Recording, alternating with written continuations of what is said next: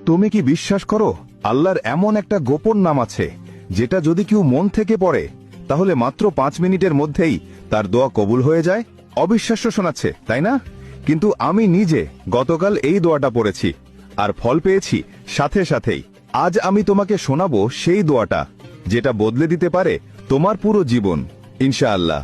আল্লাহ আমার প্রিয় মুসলিম ভাই ও বোনেরা যদি এই ভিডিওটিতে লাইক, কমেন্ট, সাবস্ক্রাইব আর শেয়ার করে তাহলে আপনি তাদের সকল দোয়া কবুল করে দিন। সবাই একসাথে বলুন আমিন, কারণ আল্লাহ তাআলা একসাথে 40 জন আমিন বললে সেই দোয়া কবুল করেন। সুবহান আল্লাহ।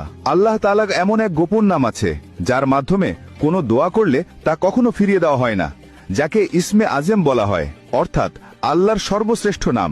এখন শোনো সেই দোয়া। উচ্চারণ আল্লাহুম্মা ইন্নী আসআলুকা বিসমিকাল আজম। এই দোয়াটি আসরের নামাজের পর 11 বার পড়ো।